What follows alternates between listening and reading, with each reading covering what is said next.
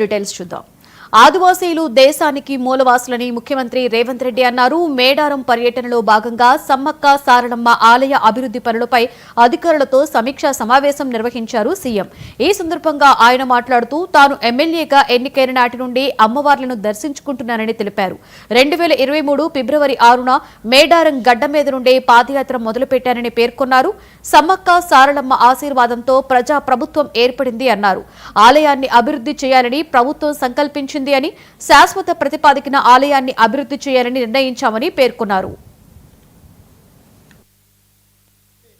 వారి సమస్యలు తెలుసుకోవాలని ఆలోచన చేసినప్పుడు ఎక్కడి నుంచి ఈ పాదయాత్ర మొదలు పెట్టాలి అని చర్చ జరిగింది. మిత్రులు చాలా రకాలుగా సూచనలు సలహాలు ఇచ్చిండ్రు.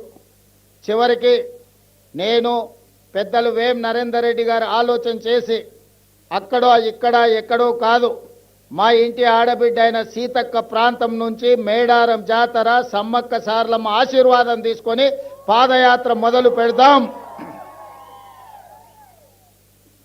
ఒక సంకల్పం తీసుకొని బయలుదేరిన వాళ్ళు ఎవరు చరిత్రలో ఓడిపోలేదు. కాబట్టి ప్రజలకు ప్రజాపాలన అందించాలన్న సంకల్పంతో మనము సమ్మక్క సారలమ్మ ఆశీర్వాదం తీసుకొని బయలుదేరదామని ఆనాడు ఇక్కడి నుంచి పాదయాత్ర మొదలుపెట్టినాం. ఆనాడు ఫిబ్రవరి 6, 2023 నాడు ఇదే గద్దెల నుంచి గద్దెల ముందు ప్రణమిల్లి ఖచ్చితంగా ఈ తెలంగాణకు పట్టిన చీడ పీడ విరగడి కలిగిస్తాం, దొరల పాలన నుంచి ప్రజా పాలనకు తీసుకొస్తామని ఇక్కడ వేదిక మీద నుంచి ఆనాడు చెప్పడం జరిగింది.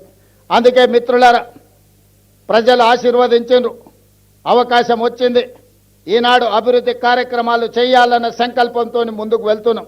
అభివృద్ధి అంటే అద్దాల మేడలు రంగుల గోడలే కాదు, ప్రజల జీవన ప్రమాణాలు పెంచాలి.